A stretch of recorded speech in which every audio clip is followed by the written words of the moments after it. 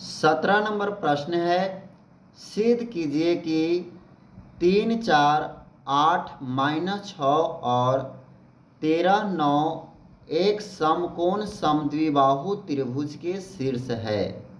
यह भी दिखाइए कि कर्ण की लंबाई 5√10 इकाइयाँ है।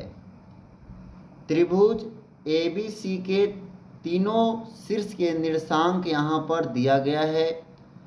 हमें इस निर्देशांक से इसे साबित करके बताना है कि यह समद्विबाहु समकोण त्रिभुज होगा। तो सबसे पहले इसको हम सभी भुजाओं की दूरी को प्राप्त कर लेंगे। तो दूरी सूत्र होता है √x1 - x2 का whole square plus y1 - y2 का होल स्क्वायर। अब x1 और x2 जो है यह a और b के निर्देशांक से अगर समझते हैं तो पहला वाला जो बिंदु होता है वह x1 के रूप में और दूसरा होता है y1 के रूप में। यहाँ भी x2 के रूप में यह हो जाएगा और ये हो जाएगा y2 के रूप में। तो इस फॉर्मूला पर सबसे पहले हम AB की दूरी निकालेंगे। तो AB बराबर होगा √3 - 8 का होल स्क्वायर प्लस में 4 माइनस यहाँ 6 दिया हुआ है तो -6 का होल स्क्वायर लिखेंगे। तो इस तरह से 3 में से 8 घटेगा तो हो जाएगा -5 का स्क्वायर प्लस 4 माइनस प्लस हो जाएगा 6, तो 6 और 4 10 का स्क्वायर हो गया।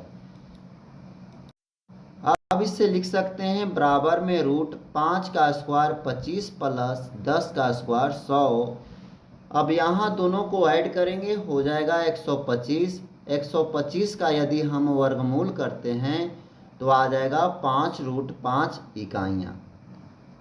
अब इसी प्रकार से AC का वैल्यू निकालते हैं तो बराबर में लिख सकते हैं A और C बिंदु के निर्देशांक से √3 - 13 का स्क्वायर प्लस 4 - 9 का होल स्क्वायर बराबर में लिख सकते हैं √3 से यदि 13 को घटाएंगे तो -10 का स्क्वायर प्लस -5 का स्क्वायर बराबर में हो जाएगा √10 का स्क्वायर 100 प्लस 5 का स्क्वायर 25 बराबर रूट हो जाएगा 125। इसका वर्गमूल करते हैं तो आ जाएगा 5√5 इकाइयाँ। अब हम कर्ण का वैल्यू निकालते हैं तो कर्ण बराबर फॉर्मूला होता है रूट लंब स्क्वायर जोड़ आधार स्क्वायर बराबर लिख सकते हैं √5 का स्क्वायर जोड़ 5√5 का स्क्वायर, क्योंकि दोनों भुजाएं आपस में बराबर ही आया है तो बराबर में हो जाएगा 55 25, 25 में 5 से गुना करेंगे 125, क्योंकि रूट पर पावर है तो रूट हट जाएगा। ठीक उसी प्रकार से यहाँ भी हो जाएगा 125। अब दोनों को ऐड करते हैं तो आ जाएगा 250।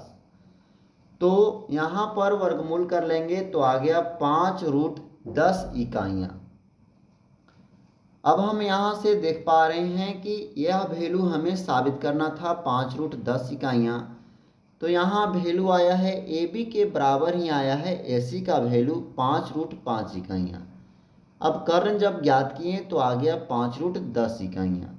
इसलिए क्या हो गया, त्रिभुज जो है ABC के शीर्ष समकोण समद्विबाहु त्रिभुज हुआ, क्योंकि यह पाइथागोरस प्रमेय कर्ण बराबर रूट लंब स्क्वायर जोड़ आधार स्क्वायर का नियम का पालन कर रहा था। इसको अब हम प्रूव कर लेंगे। नेक्स्ट 18 नंबर है, सिद्ध कीजिए कि -2 3 8 3 और 6 7 मिलकर एक समकोण त्रिभुज बनाते हैं। क्या यह त्रिभुज समद्विबाहु भी हैं? तो 17 नंबर प्रश्न के जैसा ही यह भी प्रश्न है। तीनों त्रिभुज के शीर्ष का निर्देशांक दिया हुआ है। इस निर्देशांक से हम वैल्यू निकालेंगे सबसे पहले AB का। तो AB का जब वैल्यू निकाले हैं तो इस तरह से आया है 10 इकाइयाँ। फिर हम यहाँ से BC का वैल्यू यदि हम निकाले हैं तो BC का वैल्यू आया हुआ है 2√5 इकाइयाँ और CA का वैल्यू आया हुआ है 4√5 इकाइयाँ। यानी कि तीनों का भुजा की लंबाई अलग अलग है। एक है 10 इकाइयाँ, दूसरा 2√5 इकाइयाँ और तीसरा है 4√5 इकाइयाँ। इसलिए अब हम इसको लिख सकते हैं कि त्रिभुज जो है ABC समद्विबाहु त्रिभुज नहीं होगा। समद्विबाहु त्रिभुज तभी होता जब इसकी दो भुजाएं आपस में बराबर होता। तो दो भुजाएं आपस में बराबर नहीं हुआ, इसलिए यह समद्विबाहु त्रिभुज नहीं हुआ। अब पाइथागोरस प्रमेय के प्रयोग से देखेंगे कि यह समकोण है या नहीं है। तो समकोण को साबित करने के लिए बड़ी भुजा का स्क्वायर शेष दो छोटी भुजाओं के स्क्वायर के योग के बराबर होना चाहिए। जैसे हम AB का स्क्वायर बराबर करते हैं तो BC का स्क्वायर प्लस CA का स्क्वायर के बराबर आना चाहिए। जैसे AB आया हुआ है 10, तो 10 का स्क्वायर लिख दिए। 2√5 का स्क्वायर प्लस में हो गया 4√5 का स्क्वायर। अब स्क्वायर करते हैं तो 2 दूना 4, 5 और 5 चौक 20 आ गया, 4 चौक 16, 16 पचे 80 आ गया। 80 में 20 को ऐड करेंगे तो 100, इधर भी 10 का स्क्वायर 100, यानी दोनों आपस में बराबर हो गया। तो यह पाइथागोरस प्रमेय के नियम का पालन कर रहा है।